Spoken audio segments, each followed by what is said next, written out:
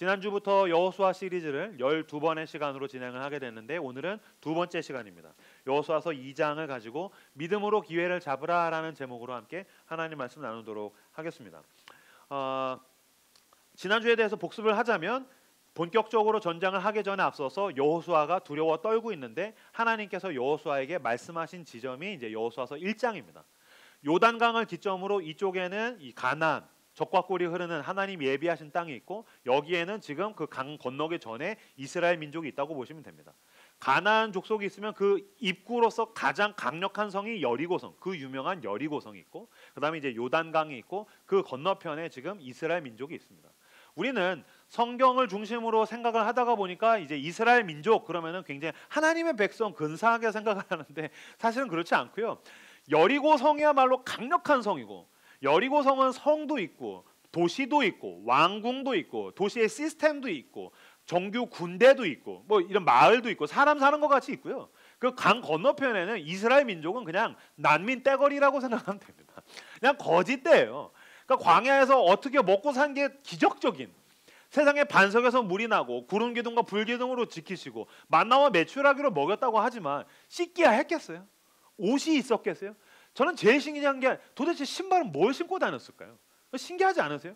신발을 신어도 그 광야에서 다니면 이게 얼마나 잘 떨어지겠어요. 근데 하나님이 인도하셔서 기적처럼 여기까지 왔지만 겉으로 봤었을 때는 상거짓대 난민 떼거리가 지금 성읍 바깥에 있으니까 여리고 사람들이 굉장히 긴장했겠죠. 우리 성 바깥에서 우와 배고파 막 그러고 와가지고서 막 밥 줘 막 그러고 수십만 명이 그러고 있으니까 얼마나 긴장하겠어요. 그런데 이제 난민 떼가 있고 요단강이 있고 여리고성이 있는데 여호수아가 하나님 앞에서 두려워서 우리가 어떻게 저 성들을 점령을 합니까? 우리가 어떻게 저 가나안의 정복 전쟁을 합니까? 하나님 주셨다고 하지만 난 너무 두렵습니다. 모세는 떠났고 내가 이제 전쟁을 해야 됩니다. 난 두렵습니다. 그러고 있었더니 하나님께서 두려워 마라. 마음을 강하게 해라. 담대하게 해라. 이 말을 3차례나 하시고 무엇보다 리더로서 너는 좌로나 우로나 흔들리지 마라. 좌로나 우로나 흔들리지 말라는 건 무슨 뜻입니까? 흔들리게 된다는 것이죠. 100% 너는 리더로서 흔들리게 된다. 그러니 너는 말씀을 붙들어야 된다. 너의 인생의 매뉴얼을 내면화해야 된다. 주야로 묵상을 해서 정말 곤경에 빠졌을 때 말씀이 내 인생의 기준이 되고 말씀이 내 인생의 표본이 돼야 너는 리더로서 정복전쟁을 잘 기능하게 될 것이다 라는 이야기를 하셔서 이제 말씀을 붙들고서 싸워야겠다라는 게 지난주였었습니다. 오늘은 어떤 일들이 벌어지는지 자 1절 말씀을 같이 읽겠습니다. 시작. 눈의 아들 여호수아가 시딤에서 두 사람을 정탐꾼으로 보내며 이르되 가서 그 땅과 여리고를 엿보라 하며 그들이 가서 라합이라는 기생의 집에 들어가 하나님께서 말씀을 하셨어요. 가서 싸워라. 그랬더니 여호수아가 오케이 자 돌격 앞으로 라고 하지 않았다는 거예요. 분명히 하나님이 함께 하신다. 마음을 강하게 해라. 두려워 마라. 가서 싸워라. 거기를 모두 너에게 주겠다라고 하셨는데 여호수아는 뭐합니까? 정탐꾼을 보냈습니다. 무슨 뜻이냐면 하나님이 약속을 하셨음에도 불구하고 여호수아는 자기가 할 수 있는 인간적인 노력들을 성실하게 치밀하게 노력을 했다는 것입니다. 은혜 받았다라고 무턱대고 신학교에 가시면 안 됩니다. 정탐을 하셔야 됩니다. 은혜 받았다고 기도원 갔다 와서 만난 첫 번째 사람이랑 결혼하겠다. 안 됩니다. 탐색을 하셔야 됩니다. 단기 선교 갔다 왔다고 난 거기 선교 가겠다. 안 됩니다. 정탐을 하셔야 되는 것입니다. 인간적으로 내가 할 수 있는 정탐과 탐색을 여호수아는 했다는 것입니다. 심지어 여호수아는 그 전에 모세가 보낸 정탐꾼 출신 아닙니까? 그러니까 그는 그 땅에 대해서 굉장히 잘 알고 있었지만 하나님께서 말씀하신 것에 대해서 더 잘 진행하기 위해서 그는 자기가 할 수 있는 인간적인 노력들 정탐과 탐색을 했다는 것입니다. 정탐꾼을 2명을 보냈더니 이 정탐꾼이 가서 라합의 집, 그 기생이라고 나와 있는데 사실 창녀입니다. 그 집에 가가지고서 머무르면서 그 라합이랑 대화를 하고 또 어떻게 알았는지 그 여리고 왕이 보낸 수색대가 그 집을 쳐들어옵니다. 그래가지고서 이제 큰일 났다 그러는데 이제 라합이 숨겨주고 왜 숨겨줍니까? 그랬더니 이 라합이 느닷없이 고백을 합니다. 우리가 당신에 대한 소식들 다 들었어. 당신들 겉으로 보기엔 난민이지만 당신과 함께하는 그 여호와 하나님 신에 대한 그 전능한 능력에 대한 이야기를 듣고 우리가 마음이 다 녹았어. 간담이 녹았어. 이 사람들이 정신을 잃었어.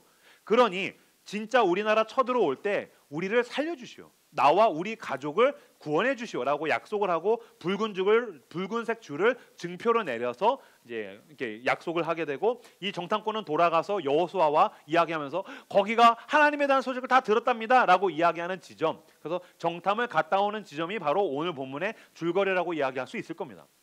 간첩을 보냈습니다. 스파입니다. 정탐꾼입니다. 정탐꾼을 보내는 것은 왜 보내는 겁니까? 상대 진영의 그 적진에 대한 정보를 알기 위해서 보내는 거죠. 손자병법에도 보면은 유명한 말이 있습니다. 지피지기면 백전불태라. 우리나라는 이제 지피지기 백전백승으로 알고 있는데, 원 손자병법에는 지피지기면 백전불태라. 백전불태는 100번을 싸우면 위태로워지지 않는다.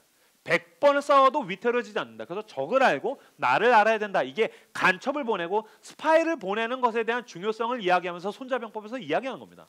그래서 그런 연장선에서 이 여호수아도 간첩을 보냈어요. 스파이를 보냈어요. 그럼 뭘 알아야 됩니까?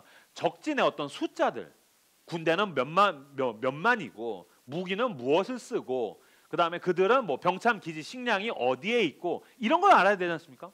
근데 그가 어떤 일을 했습니까? 자, 1절부터 3절까지를 같이 한 목소리로 읽겠습니다. 시작. 눈의 아들 여호수아가 시딤에서 두 사람을 정탐꾼으로 보내며 이르되 가서 그 땅과 여리고를 엿보라 하매 그들이 가서 라합이라 하는 기생의 집에 들어가 거기서 유숙하더니 어떤 사람이 여리고 왕에게 말하여 이르되 보소서 이 밤에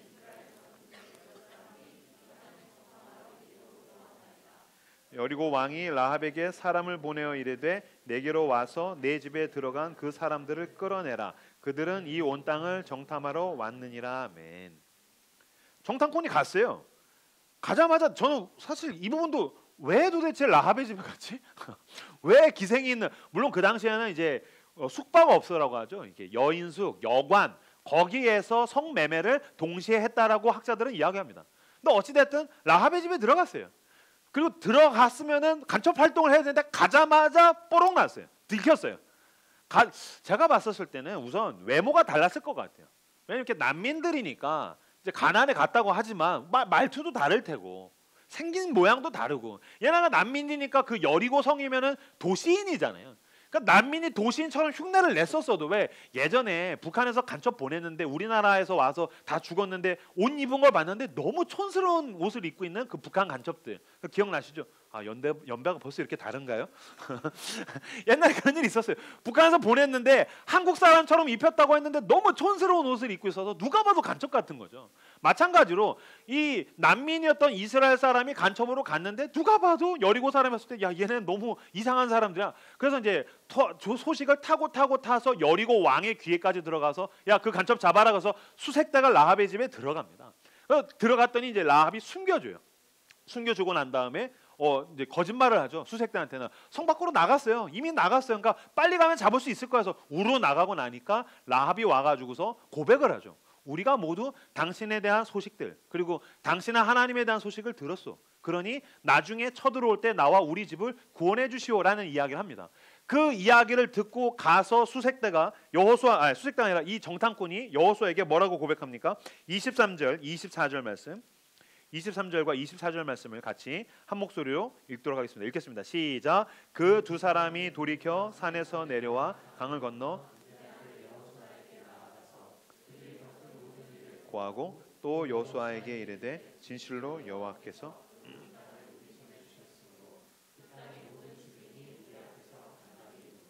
하더라. 아멘. 제가 봤을 때 이 두 콤비는, 이 두 정탐꾼은 약간 바보 콤비 느낌이 있어요. 정탐꾼으로서는 빵점이에요. 적의 숫자가 몇 마리인지, 무기는 철기를 쓰는지 청동기를 쓰는지, 그다음에 식량 창고는 어디에 있는지, 그다음에 성이면은 성벽이 얼마나 튼튼해서 공성전은 어떻게 해야 되는지, 이런 거에 대한 정보가 하나도 없어요. 지피지기 자체가 없어요. 무슨 얘기예요? 와, 갔더니요 거기에 있는 창녀가 하나님에 대한 이야기를 해요. 거기에 있는 사람들이 하나님에 대한 소식을 다 들었대요. 이건 무슨 정탐꾼을 보낸 거야, 선교사를 보낸 거야. 정탐꾼이 알아야 될 거 하나도 모르고 가서 그 사람들이 하나님의 일하심을 다 알고 있어요. 여호수아에게 그 얘기를 했어요. 정탐꾼으로서는 빵점이에요. 근데 여호수아가 그래서 그러니까 군사가 만만인데 무기를 뭘 쓰는데, 벽은 도대체 몇 미터인데, 얼마나 두꺼운데, 걔네가 도대체 순찰조가 얼마나 돌고 있는데, 그런 얘기 하나도 못 들었는데 여호수아가 한마디도 이야기하지 않고 오케이 됐어라고 얘기해요. 왜냐하면 여호수아가 원했던 건 뭐냐면은 그 적이 얼마나 잘 싸우느냐, 적을 알고 나를 알고 어떻게 싸워야 되느냐, 인간적인 준비보다 여호수아가 더 원했던 건 뭐냐면 하나님이 일하시고 계시다라는 것에 대한 증거였어요. 지금 하나님이 우리를 위해서 일하시고 계시는가? 지금 하나님이 나와 함께 싸우고 계시는가? 내가 가는 길이 하나님이 원하시는 길이 맞는가?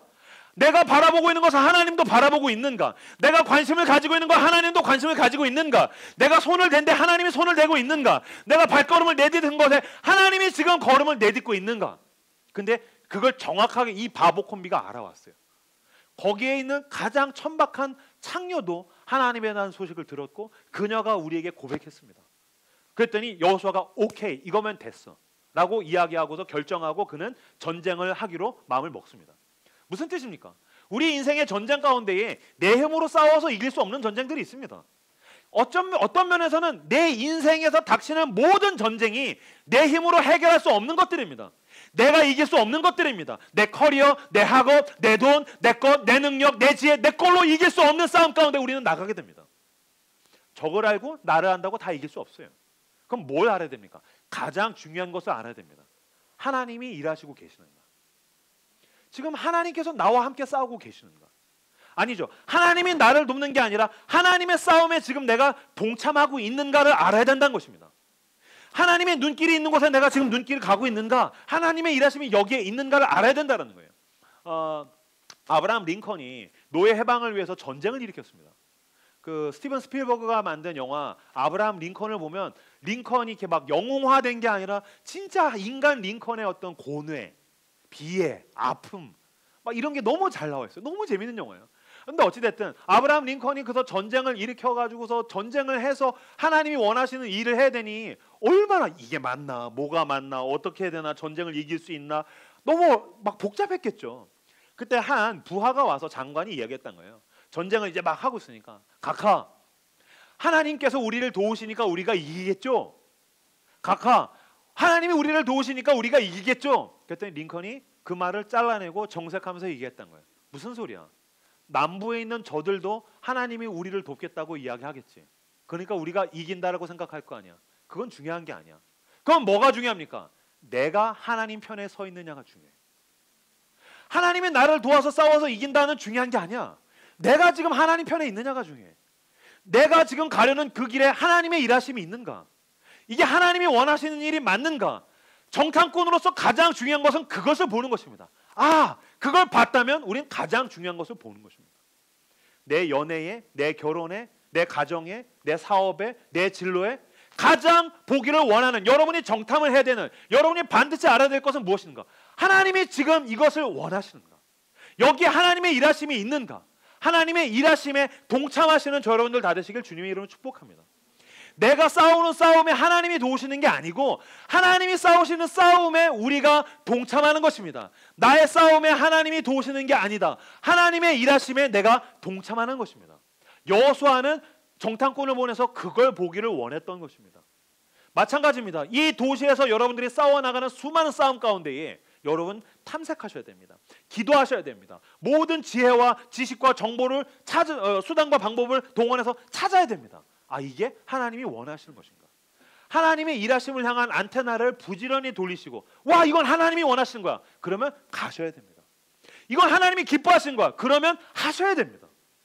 라이트하우스 서울숲에서 올해 참 수많은 사역들을 진행을 했었습니다. 저랑 같이 동역하는 우리 전도사님 목사님들 스태프들은 알겠지만 제가 기획해서 한 사역이 거의 없습니다. 열심히 그냥 저는 예배 드리면서 막 사람들 몰려오는 것도 감당하기도 벅차요. 근데 갑자기 누군가가 와서 이야기를 해요. 그 7월 달에 있었던 바자회가 그랬어요. 그 하늘빛 프로젝트 오더니 막 이게 하나님이 막 얼마나 기뻐하시는 일인지를 얘기하는데 사람이 없다라는 거예요. 그래서 눈이 반짝반짝 빛나면서 목사님 교회에서 도와주시면 막 이런 눈빛을 하는데 보니까 이거 하나님이 기뻐하신 것 같아요. 하나님이 일하신다는 분명한 증거가 이 프로젝트에 있더라고요. 그래서 제가 그럼 하겠습니다. 제가 하겠다고 하고 보니까 저희 교회 이은영 목사님이 이거 전문가예요. 오케이, 이거 연결하면 되겠네. 그래서 참여하게 되었어요. 저희가 어제도 그 중증 자폐인들과 함께하는 미랄 천사 산행을 했지 않습니까? 이거 제가 기획한 게 아니에요. 어느 날 갑자기 미랄천사 이 산행 프로젝트를 하는 그 남기철 대표님이 오셔서 이야기를 나누는 가운데 이거 하나님 원하시는 일인 거예요. 정말 너무나도 고통스러운 시간을 보내는 그 가정을 섬기는 일이라면 이게 얼마나 하나님이 기뻐하시는 일이겠어요. 근데 보니까 우리 교회는 이렇게 젊음과 건강이 막 차고 넘치는 젊은이들이 막 너무 많아. 그러니까 그럼 우리가 할게요. 제가 이렇게 많은 사람들이 동참할 줄 몰랐어요. 하나님이 기뻐하시는 일에 우리가 동참하는 것입니다. 선교도 마찬가지입니다. 저는 사실 선교 가고 싶지 않았어요. 저는 정말 비행기 타는 게 너무 싫어요. 비행기 타는 게 싫어요. 근데 비행기 타고 선교 갔다 왔는데 그 야외에서 예배를 드리는데 제가 올해 여름에 집회 40회 했습니다. 정말 굉장한 대형 교회들 집회 제가 다 갔어요. 그런 교회들 다 집회를 했는데 9월에 추석 때 가가지고서 야외에서 전기도 들어오지 않는 그 하이랜드 아슬리 마을에서 플라스틱 의자 깔아놓고 교회에서는 불이 안 들어오니까 야외에서 그 태양열로 충전한 그 가로등 2개 그게 거기에 있는 모든 전기 기구예요. 그거 의존해서 저녁에 그 마을에서 저녁에 그 마을 주민들이랑 예배를 드리는 거예요. 저희 교회 선교팀 15명, 거기 있는 꼬맹이들 10명, 그 다음에 거기 있는 어른들 한 10명 예배를 뚝 드는데 앞에서 통기타 치면서 목사님이 찬양 인도를 막 하시면서 원주민 노래 부르니까 우리 선교팀도 하면서 막 겨우겨우 따라 부르고 막 예배를 드리고 있는데 가로등 2개 달빛이 탁 비춰져 있는데 설교를 하려고 저는 여느 때와 같이 이제 설교를 해야지 마음을 먹고서 찬양을 하고 있는데 하나님이 제 마음 가운데에 말씀하셨어요. 정말 하나님이 그 마음을 저한테 주셨어요. 형규야, 내가 이 사람들을 많이 아낀다. 형규야, 내가 이 사람들을 많이 사랑해. 두 음성을 제 마음에 가서 들려주시는 거예요. 솔직히 제가 외부 집회 가서 아무리 큰 교회에서 설교하기 직전에도 하나님이 그런 마음을 저한테 주셨던 적이 없어요. 제가 그때 그 자리에서 설교하려고 하는데 얼마나 영광스러웠는지 몰라요. 전기도 들어오지 않는데 제가 사진 올린 거 포스팅 보면 세상에 판잣집 이렇게 있고 촌장님 그 집 앞에서 저도 막 거기서 설교하는데 이게 너무너무 영광스러워요. 왜냐면 나는 대형 교회에서 설교하려고 목사가 된 게 아니기 때문에 그래요. 난 하나님이 원하시는 일을 하려고 목사가 됐어요. 하나님께서 기뻐하신다라는 말씀을 제 마음 가운데 들려주셨을 때 이게 얼마나 영광스러운지 몰라요. 거기서 그 영광스러운 가운데 설교하고 제가 그날 저녁에 이불 뒤집어 쓰고 펑펑 울면서 기도했어요. 하나님이 기뻐하시면 제가 마음껏 해드릴게요. 하나님이 원하시면 제가 더 열심히 해드릴게요. 그래서 저는 내년에 더 많은 선교팀, 그 후년에는 더 많은 선교팀, 국내가 됐든 국외가 됐든, 그리고 우리 교회는 선교하는 교회, 선교적 삶을 살아가는 교회, 저는 그런 교회로 가길 원해요. 제가 기획한 게 아니에요. 하나님이 기뻐하시는 일에 우리는 동참하는 것입니다. 하나님의 일하심에 우리는 함께하는 것입니다. 이건 모두가 선교사가 돼서 외국에 나가는 얘기도 아니고 모두가 목사가 되라는 이야기가 아니에요. 당신의 재능, 당신의 은사, 당신의 직업, 당신의 돈, 당신의 시간, 당신의 삶을 동원해서 하나님이 원하시는 일에 동참하셔야 됩니다. 우리의 인생 가운데 있는 전쟁에서 승리하기를 원하십니까? 승리의 비결을 알려드리겠습니다. 전쟁에 능하신 하나님이 싸우시는 자리에 등 뒤에서 따라가면 됩니다. 그러면 하나님께서 내 적들을 다 꺾으실 것입니다. 거기에 놀라운 하나님의 능력들이 부어질 것입니다. 당신의 삶의 자리 가운데에서 하나님의 일하심에 동참하고 하나님과 함께 싸워 하나님께서 원하시는 그 적들을 무너뜨리고 하나님의 나라를 이 땅 가운데 세워나가는 여러분들 다 되시기를 주님의 이름으로 축복합니다. 김동호 목사님이 설교할 때 인용하신 그 하나님의 젓가락이라는 대목이 있어요. 하나님의 젓가락 무슨 뜻이냐면 이분이 신방을 하는데 막 신방을 가다가 보면은 이제 저도 그런 질문 많이 받아요. 목사님 먹는 거 뭐 좋아하세요? 저도 대답 잘 안 합니다. 저 보신 땅 빼고 다 잘 먹습니다. 이게 제 대답이에요. 왜냐면은 제가 뭐 순댓국 좋아합니다 그랬더니 저만 만나면 다 순댓국 먹죠. 그 온몸에서 막 순대 냄새가 와. 무슨 말인지 아시겠죠? 그러니까 이제 이 목사님도 목사님 뭐 좋아하세요? 저 뭐 좋아합니다 했더니 막 뭐 소고기 좋아합니다 했더니 막 소고기 막 이렇게 나오는 소고기 참사가 일어나는 거죠. 그러니까 이제 뭐 좋아하는지 얘기를 안 했대요. 근데 어느 날인가 또 다시 신방을 쫙 가고 있는데 목사님 뭐 좋아하세요? 다 잘 먹습니다. 근데 어느 집에 가면은 자기가 좋아하는 반찬이 나오고 그 다음 집에 가면 또 자기가 좋아하는 반찬이 나오고 가는 집마다 자기가 좋아하는 반찬들이 나오더래요. 희한하잖아요. 어떻게 알았을까? 그래서 물었대요. 집사님, 제가 이 반찬 좋아하는 거 어떻게 하셨어요? 가는 데마다 이 반찬 나와요. 제가 말을 안 했거든요. 어떻게 하셨어요? 그랬더니 씩 웃으면서 집사님이 그 얘기 하더래요. 목사님이 직접 어떤 반찬 좋아하는지 얘기를 안 해서 자기들끼리 목사님이 신방간 집에다가 전화를 했대요. 목사님의 젓가락이 어느 반찬에 많이 가득합니까? 그랬더니 그 집사님이 목사님의 젓가락이 거기에 많이 가더군요. 그 반찬에 젓가락이 많이 가더라고요. 그때부터 그 반찬이 계속 나오기 시작했다는 거예요. 그래서 깜짝 놀라면서 와, 그렇구나. 젓가락이 어디에 가는가를 보면은 그 목사님이 무엇을 좋아하는지를 알 수 있듯이, 그럼 적용하면 그거 아닙니까? 하나님의 젓가락이 어디에 가는가? 하나님의 관심이 어디에 있는가? 하나님의 마음이 지금 어디에 있는가? 하나님이 어떤 일을 행하기를 원하시는가를 알고 하나님의 젓가락이 가는 곳에 내 마음을 쏟으면 하나님이 기뻐하시겠구나. 하나님의 일하심을 볼 수 있겠구나. 하나님의 능력을 경험할 수 있겠구나. 하나님이 내 삶 가운데 베풀어 주시는 승리를 경험하기를 원한다면 당신은 하나님의 젓가락이 어디에 있는지를 주도 면밀하게 살펴야 될 것입니다. 그래서 하나님의 관심이 있는 곳에 나도 관심을 가지고, 하나님의 손길이 가는 곳에 내 손길을 포개고, 하나님의 발걸음이 가는 곳에 내 발걸음을 포갠다면 하나님께서 나보다 앞서가며 내 원수들을 꺾으시고 내 삶의 자리 가운데 하나님이 베풀어 주시는 놀라운 승리가 우리에게 부어지는 줄로 믿습니다. 이 여호수아가 보낸 정탐꾼이 가가지고서 라합으로부터 그 고백들을 듣게 되죠. 하나님이 일하신다. 하나님께서 얼마나 놀라운 일들을 행하셨는가를 듣게 됩니다. 라합이 뭐 한 겁니까? 자기에게 있는 고백을 한 거예요. 지금 정탐꾼은 가서 라합의 고백을 듣고서 돌아온 거예요. 돌아와서 여호수아에게 뭐 합니까? 정탐꾼들이 거기에 하나님의 일하심이 있었습니다. 고백했어요. 그랬더니 여호수아가 그 고백을 듣고 자, 이스라엘 민족들아 가자라고 이야기해요. 무슨 뜻이에요? 라합으로부터 정탐꾼 여호수아 이스라엘 민족으로 이어지는 고백의 확장성이에요. 고백은 확장되는 것입니다. 당신의 고백은 누군가의 응답이 됩니다. 라합의 고백이 정탐꾼의 응답이 되고, 정탐꾼의 고백이 여호수아의 응답이 되고, 여호수아의 고백이 이스라엘 민족의 응답이 되고, 이 본문에 나온 이들의 고백이 우리의 응답이 되듯이 당신의 고백은 누군가를 향한 응답이 된다는 것입니다. 하나님은 당신에게 베푸신 일에 대해서 당신이 진실하고 정직하게 하나님의 행하신 일을 고백하기를 원하십니다. 믿음은 들음에서 납니다. 어떤 이야기를 들었습니까? 어떤 것을 보았습니까? 그래서 와, 이건 하나님이 행하신 것 같아. 고백하셔야 됩니다.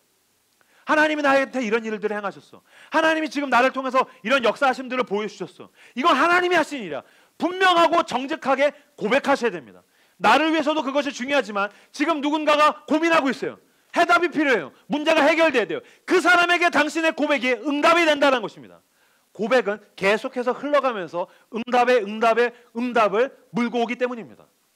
고백을 침묵하지 않냐고 증인은 그런 사람입니다. 증인이 무엇입니까? 증언하는 거죠. 내가 봤다. 내가 겪었다. 우린 그리스도의 증인입니다. 하나님께서 당신에게 베푸신 선하신 일들에 대해서 고백하셔야 됩니다. 하나님이 나한테 이런 일들을 행하셨다. 내가 증인이다. 내가 봤다. 내가 겪었다. 하나님이 나한테 이런 일들을 행하셨다. 하나님은 그 고백을 가지고 일하시는 분이시기 때문입니다. 요한복음 6장에 보면 오병이어 기적이 나옵니다. 예수님께서 군중을 데리고서 설교를 하시는데 제가 봤을 때 조심스럽게 추정하건대 예수님이 설교가 길었을 것이라고 생각합니다.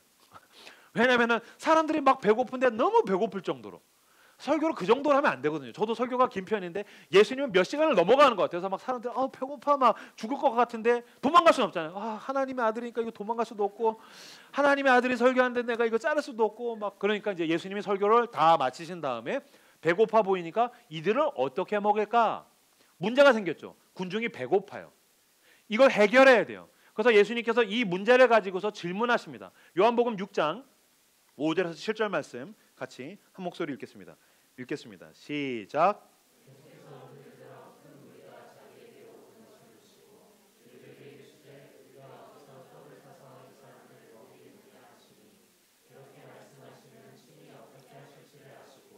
이를 시험하고자 하심이라. 빌립이 대답하되 각 사람으로 조금씩 받게 할지라도 200데나리온의 떡이 부족하리이다. 아멘. 예수님께서 물으셨어요. 얘들이 배고프다. 어떻게 먹일까? 해결해야 되는 문제가 생겼죠. 첫 번째 정탐꾼이 등장합니다. 그는 굉장히 유능한 정탐꾼입니다. 순식간에 객관적으로 그 군중의 숫자와 이들을 먹였을 때에 필요한 그 식량을 파악해가지고 이야기합니다. 띵동 200데나리온이 부족합니다. 이 사람은 굉장히 유능한 정탐꾼입니다. 굉장히 객관적이고 계산이 능한 사람입니다. 그러나 계산이 능한 사람이 모두 느끼듯이 그들의 계산은 결국엔 나는 부족하다라는 해답밖에 얻지 못합니다. 여러분들도 마찬가지일 겁니다. 내가 싸워야 되는 싸움이 있어요. 내가 해결해야 되는 문제가 있어요. 객관적으로 계산을 때려보면 뭐가 나옵니까? 띵동. 부족해. 이사 가려면 돈이 부족해. 내가 이렇게 하려면 내가 커리어가 부족해. 이직을 하려면 커리어가 부족해. 내가 뭔가를 해결하려면 나는 학벌이 부족해. 나는 뭔가가 부족해. 내가 뭔가를 해결하려고 하면 나 자신을 보고 세상을 보면 지피지기면 백전백승이라고 아니요. 내가 부족하다는 것들을 느끼게 될 거예요. 결국엔 여러분 주님께서 원하시는 정탐은 그게 전부가 아니에요. 그렇죠? 그건 객관적인 정보예요. 객관적인 정탐이에요. 객관적인 계산이에요. 그게 전부라면 당신은 가장 중요한 계산을 뺐습니다. 무엇입니까? 플러스 알파. 하나님을 계산해서 뺀 것입니다. 당신의 정탐과 당신의 계산에서 하나님을 뺐다면 당신은 모든 걸 뺀 것입니다. 두 번째 정탐꾼이 등장합니다. 그는 바보 정탐꾼입니다. 이 여호수아가 보낸 정탐꾼 같이 바보 콤비 중에 한 명에 가까운 바보 정탐꾼. 그는 뭐라고 대답을 합니까? 요한복음 6장 8절에서 9절 말씀 같이 읽겠습니다. 시작. 제자 중 하나 곧 시몬 베드로의 형제 안드레가 예수께 여짜오되 여기 한 아이가 있어 보리떡 5개와 물고기 2마리를 가지고 있나이다. 그러나 그것이 이 많은 사람에게 얼마나 되겠사옵나이까. 아멘. 첫 번째 정탐꾼은 계산기를 두드렸는데 답이 나지 않았는데 두 번째 정탐꾼이 나와서 뭐라고 얘기합니까? 막 다니면서 여러분 먹을 거 가진 사람 있으세요? 그때 저쪽에서 한 꼬맹이가 전 도시락이 있어요. 첫 번째 응답한 고백의 사람이 나왔어요. 내가 가진 게 있습니다. 그 고백한 사람을 데리고 와서 안드레는 응답을 얻은 거죠. 그리고 안드레는 그 꼬맹이랑 같이 예수님께 나가서 얘가 도시락이 있대요. 세상에 이렇게 천진난만할 수가. 5,000명을 먹여야 되는데 어린이 도시락 하나를 가지고 온 게 무슨 방법이 되겠습니까? 저희가 지금 박성수 전도사님이랑 같이 10월 11월 중에 야외에서 페스티벌 가서 뭐 좀 즐기고 놀고 뭐 운동도 하고 뭐 이런 것들을 준비를 하고 있어요. 그럼 100명에서 150명 정도 우리가 모여가지고서 거기서 뭔가를 하게 되겠죠. 그때 만약에 우리가 도시락을 준비하는데 박성수 전사님, 자 150명을 먹이려면 얼마나 준비가 됐습니까? 그랬더니 박성수 전사님이 품에서 어린이 도시락을 하나 이렇게 꺼내서 여기 한솥 도시락에서 갖고 온 도련님 도시락이 있습니다. 그러면 이 새끼 날 놀리나? 그렇죠? 좋은 말이 나가지 않겠죠. 제가 농담처럼 얘기하지만 그거는 개념이 없는 거잖아요. 그런데 저는 그렇게 얘기할 수 있죠. 저는 지저스 크라이스트가 아니니까요. 그런데 하나님은 그것을 기뻐 받으셨다는 것입니다. 하나님은 고백으로 일하시는 분이십니다. 하나님은 당신의 삶에 당신의 고백으로 일하시는 분이십니다. 하나님은 당신의 가정에 당신을 가정을 향한 고백으로 일하시는 분이십니다. 믿음은 고백하게 됩니다. 하나님이 일하셨으니 이렇게 일하실 거라는 고백은 선언이 되고 하나님은 그 고백과 선언을 가지고 일하신 줄로 믿습니다. 제가 방황할 때 저희 어머니가 하셨던 이야기예요. 밤새 술을 먹고 대학교 때 학교도 안 가고 아침에 자취방에 널브러져서 자고 있는데 어머니 아버지가 방으로 들어왔어요. 이제 잠결에 느끼죠. 아, 엄마 아빠가 왔다. 큰일 났다. 나 학교도 안 갔는데 큰일 났다. 그러니까 이제 계속 자는 척하는 거예요. 반수면 상태. 그럼 아버지는 들어와서 막 안절부절해요. 막 앉아서 막 책을 넣었다 뺐다가 막 책상에 앉아가지고서 막 그러고 있어요. 근데 어머니께서 이렇게 제 머리맡에 앉으셔서 그 밤새 술 먹은 떡진 머릿결을 이렇게 빗기면서 어머니가 늘 한결같이 이렇게 얘기하셨어요. 우리 형규는 나중에 좋은 목사님이 될 거야. 우리 형규는 나중에 좋은 목사님이 될 거야. 엄마가 아침에 기도하고 왔어. 엄마는 기도하고 있거든. 하나님이 엄마의 기도를 들으시거든. 우리 형규는 나중에 좋은 목사님이 될 거야. 제가 그때는 회심하기 전이니까 우리 엄마가 미쳤구나. 신앙이라는 게 이렇게 객관적인 판단 자체를 못하게 만든단 말이냐. 제가 그리고 그날 저녁에 친구들이랑 술 먹으면서 야 우리 엄마가 나한테 뭐라는 줄 아냐? 좋은 목사가 된대. 여러분 제 직업이 뭡니까? 목사입니다. 고백은 고백을 불러일으키고 고백은 또 다른 누군가에게 응답이 되는 줄로 믿습니다. 사람들은 우리가 정신 승리한다, 당신들은 객관적인 판단이 안 된다라고 놀릴지라도 우린 인간적인 준비들을 다 하겠지만 처음과 끝은 나는 하나님을 신뢰합니다. 하나님을 믿고 하나님을 향해 걸음을 내딛길 원합니다. 하나님이 원하시는 곳에 내 눈길이 있기를 원하고 주님은 지금 나를 위해서 싸우고 계십니다. 그 주님을 향한 고백, 그 고백을 응답으로 붙들고서 싸우며 나아가시는 여러분들 다 되시기를 주님의 이름으로 축복합니다. 세 번째, 라합이 그 고백을 할 때에 참 놀라운 거예요. 왜냐하면 이 정탐꾼을 숨겨주면 라합은 죽을 수밖에 없어요. 걸리면 여리고 왕한테 끌려가지고 능지처참 당하게 되는 거예요. 아무리 고백하고 싶어도 몰래 하든지 아니면 좀 안전할 때 할 수 있는 거잖아요. 근데 지금 라합은 이 고백을 하기 위해서 어떻게 했습니까? 교회 와서 안전하게 한 겁니까? 아닙니다. 그녀는 이 고백을 하기 위해서 자신의 삶을 걸었습니다. 숨겨주고 이 스파이들을 숨겨주고 그 다음에 찾아가가지고서 자기의 신앙 고백을 하잖아요. 제가 문학적으로 그런 상상력을 동원해 봤어요. 어느 날 그녀는 그냥 자기가 가지고 있는 직업을 가지고 기생으로서 창녀로서 그냥 성에 있는 그 외곽에서 그렇게 하루하루 근근히 먹고 살면서 제가 봤을 때 가족을 부양하는 사람이었던 것 같아요. 왜냐하면 나중에 이 정탐꾼에게도 우리 가족을 책임져 달라는 얘기잖아요. 그러니까 그녀는 가족에 대한 책임감을 가지고 성매매를 하면서 근근히 살아가던 비참한 여인이었었어요. 근데 그 죄와 우상과 음란함으로 가득하던 이 여리고성 외곽에서 가장 비참한 삶을 살던 한 여인에게 생존이 중요하고 사는 게 아니었던 그 여인에게 어떤 소식이 들려오기 시작했어요. 사람들이 그 소식을 전해주었어요. 막 사람들이 이야기하던 걸 듣기 시작했고 물어봤고 그들이 이 라합에게 이야기해줬어요. 저쪽에서 난민들이 오고 있는데 심상치 않다라는 거예요. 인간만 많을 뿐만 아니라 그들이 광야에서 살아남았다라는 거예요. 어떻게 살아남아? 거긴 다 죽어. 야, 그러니까 우리가 이 도시에서 있는 거잖아. 아니야. 그들이 믿는 신이 있대. 여호와 하나님인가 뭔가 그래. 근데 불기둥이랑 구름기둥으로 막아준대. 말도 안 되는 소리를 해. 반석에서 물이 난대 이 사람아. 말도 안 돼. 배고프잖아. 치킨 먹고 싶어. 그럼 메추라기가 와서 뒤진다는 거야. 그럼 그걸 잡아먹고 산대. 빵 먹고 싶어. 베이커리 카페 가고 싶어. 그러면 만나가 나온다는 거야. 너무 현실적인가? 하나님이 다 먹여 살린대. 이 사람은 말도 안 되는 소리가 하고 있어. 진짜야. 전도사님 오십시오. 수리남의 홍어는 하나님의 것이다. 그러면서 하나님께서 다 먹여 살린다라는 거야.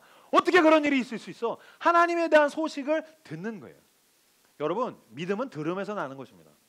어떤 소식을 듣게 되죠? 누군가의 하나님에 대한 고백들, 누군가에게 하나님이 응답하신 사건들, 설교를 통해서, 예배를 통해서, 어떤 책을 통해서, 찬양을 통해서 들으면서 이게 들어와서 나갈 수 있는데 믿음의 씨가 내 마음에 심겨지는 거예요.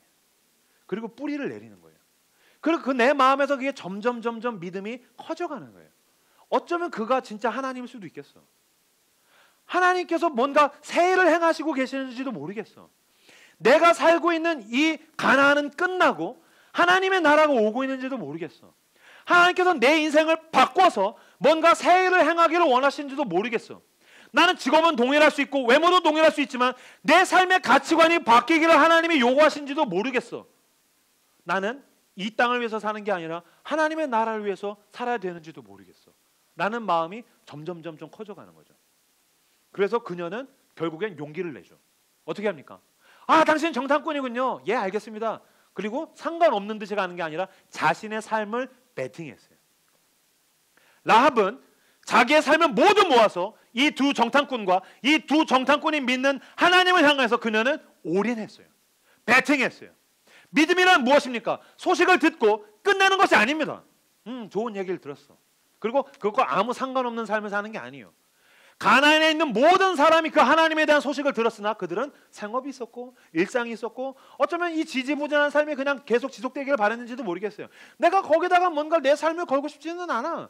내 돈, 내 시간, 내 거, 내 가치관 내가 뭔가 바뀌고 싶지는 않아. 뭐 그런 일이 일어날 수도 있겠지. 뭐 가난이 뭐 영원하진 않겠지. 하지만 내가 거기에 내 삶을 베팅하고 싶지는 않아. 모든 사람이 그냥 지나갔는데 라합은 거기에 자기의 삶을 걸었어요. 하나님, 당신은 살아계십니다. 난 당신을 믿고 싶어요. 나는 당신이 원하는 삶을 살고 싶어요. 주님, 나를 인도해 주십시오. 거기다가 자신의 삶을 베팅했어요. 그녀는 위험을 무릅쓰고 걸음을 내딛었다라는 거예요. 마치 베드로가 흔들리는 배 위에서 주님께서 너가 물 위를 나오라. 물 위를 나오지 않으면 흔들리는 배 위에 있을 뿐입니다. 그러나 베드로가 그 배 위에서 뛰어내렸을 때 물 위를 걷는 것이죠. 마찬가지입니다. 믿음은 위험을 뛰어넘어야 합니다. 믿음은 배 위에서 물 향해서 뛰어내려야 됩니다. 리스크가 없는 믿음은 믿음이 아닙니다. 리스크를 향해서 내 삶을 걸지 않는 믿음은 믿음이 아닙니다. 야고보서 2장을 보시겠습니까? 2장 25절에서 26절. 야고보서 2장 25절에서 26절 말씀 같이 한 목소리로 읽겠습니다. 읽겠습니다. 시작. 또 이와 같이 기생 라합이 사자들을 접대하여 다른 길로 나가게 할 때에 행함으로 의롭다 하심을 받은 것이 아니냐. 영혼 없는 같이 행함이 없는 믿음은 죽은 것이니라. 아멘. 라합의 고백은 그냥 혼잣말이 아니었습니다. 라합의 고백은 그냥 로맨스가 아니었습니다. 라합의 고백은 정신승리가 아니었어요.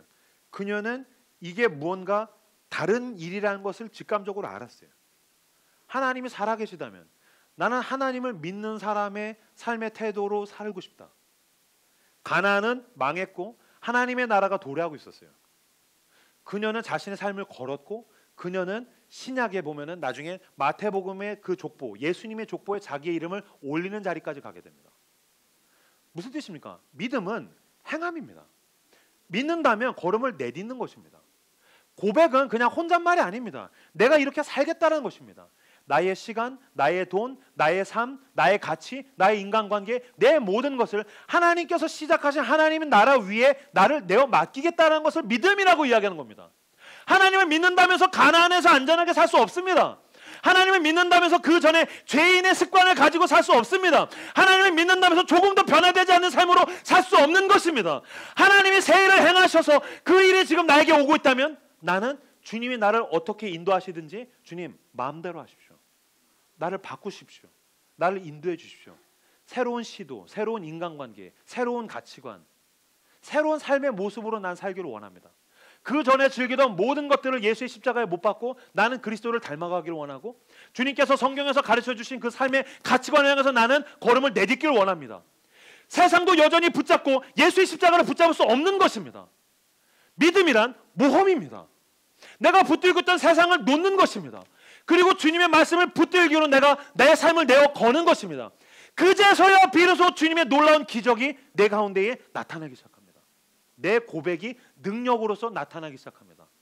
마태복음 1장 5절에서 6절 말씀 같이 보시겠습니다. 마태복음 1장 5절에서 6절 말씀 같이 한 목소리로 읽겠습니다. 읽겠습니다. 시작. 살몬은 라합에게서 보아스를 낳고 보아스는 룻에게서 오벳을 낳고 오벳은 이새를 낳고 이새는 다윗 왕을 낳았느니라. 다윗은 우리아에게서 솔로몬을 낳고. 아멘. 라합은 믿음의 모험을 했습니다. 하나님께서 내 삶을 어떻게 하실지 모르겠어. 근데 분명한 건 하나님의 일이 시작되었고 여기까지 왔어. 코앞까지 왔어. 이건 하나님이 하시는 일이야. 그렇다면 나는 여전히 가나안을 고집할 것인가 아니면 하나님께 내 삶을 베팅할 것인가. 이것은 지금도 동일하게 이루어져 가고 있습니다. 2000년 전에 골고다 언덕의 그 십자가에서 시작하신 예수 그리스도의 일이 시작되었고 로마를 무너뜨리고 유럽을 거쳐서 우리나라까지 왔고 우리나라 가운데서 하나님의 역사가 이루어지고 있습니다.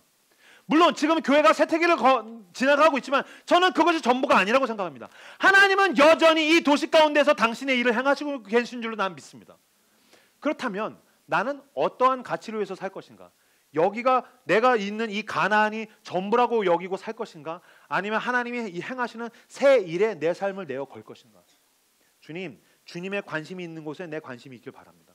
주님, 주님의 발걸음이 있는 곳에 내 발걸음이 가길 원하고 주님이 손을 대신 곳에 내가 손을 대길 원하고 주님, 내 직업, 내 시간, 내 삶, 내 건강, 내 관계, 내 모든 것을 주님께 내어드리길 원합니다. 난 주님께 베팅하겠습니다. 당신은 하나님이십니다. 당신은 전쟁의 하나님이십니다. 모든 승리가 예수 그리스도에게 있는 줄로 나는 믿습니다. 내 육체가 죽으면 나를 죄와 사망으로부터 구원하실 것은 예수 그리스도입니다. 이 땅에 있는 것들이 아닙니다. 이 땅은 종말로 향해서 가고 있지만 하나님의 나라는 완성을 향해서 가고 있다면 나는 예수 그리스도에게 베팅하길 원합니다. 주님께 내 삶을 내어 거십시오. 주님께서 당신을 받으셔서 이 땅 가운데 놀라운 일을 행하실 것입니다. 어둠들을 몰아내고 빛이 임하게 될 것입니다. 이 도시 가운데서 하나님이 당신을 일하셔서 당신을 통해 일하셔서 불의함과 죄악들이 밀려나가고 하나님의 정의와 그 하나님의 사랑과 은혜가 이 도시 가운데 채워지게 될 것입니다. 하나님이 당신을 통해 일하셔서 당신을 붙드셔서 이 도시 어딘가에서 눈물 흘리고 고통받고 절망에 빠져 있는 자들을 일으켜 세우고 그리들에게 그리스도의 생명을 나눠줄 줄로 믿습니다. 이 도시뿐만이 아닙니다. 우리는 포항에 고통이 있으면 포항에 나가길 원하고 외국에 고통이 있으면 외국을 향해서 나가길 원합니다. 주님은 당신을 통하여서 이 열방 가운데 놀라운 하나님의 나라를 만들기 원하시기 때문입니다. 나는 그 일에 내 삶이 쓰임받게 되길 원합니다. 주님이 원하시는 곳에 내 삶으로 동참하시는 여러분들 다 되시기를 그리스도의 이름으로 축복합니다. 믿음의 일이 시작되었습니다. 그리고 하나님께서 이 시간 그 누군가에게 라합과 같은 사람에게 말씀하십니다. 무너져가는 가나안을 위해서 살겠느냐? 아니면 내가 지금부터 시작하는 놀라운 이 승리의 싸움에 동참하겠느냐? 믿음이란 하나님이 행하시는 새 일을 향해 내 삶을 내어 거는 것입니다. 하나님은 당신의 삶을 변화시키실 것입니다. 하나님은 당신을 통해 이 도시와 세상 속에 생명의 일을 만들기를 원하십니다. 하나님은 당신을 통해 어둠과 죄를 몰아내기를 원하시고 사랑과 은혜를 이 땅에 흘려보내기를 원하십니다. 하나님은 예수 그리스도를 통해 당신을 살리신 것처럼 당신을 통해 예수의 생명을 전하게 해서 이 땅을 살리기를 원하십니다. 어둠이 지나가고 있습니다. 빛이 임하고 있습니다. 절망이 밀려나가며 소망이 이 땅을 채우고 있습니다. 죽음이 지나가고 예수 그리스도로부터 출발된 영원한 생명이 이 땅을 채우고 있습니다. 난 주님께 내 삶을 내어 걸기를 원합니다. 나는 내 삶을 주님께 내어드리고 주님이 원하시는 삶의 방식을 향해 걸음을 내딛길 원합니다. 오늘 우리가 함께 나누는 말씀들을 붙들고 주여 내가 믿음의 고백으로 이 기회를 잡게 하여 주옵소서. 믿음의 고백으로 하나님을 붙들게 하여 주옵소서. 믿음의 고백으로 하나님의 일하심에 동참하는 내가 되게 하여 주시옵소서라고 오늘 우리가 함께 나누는 말씀들을 붙들고 기도하며 나아가도록 하겠습니다.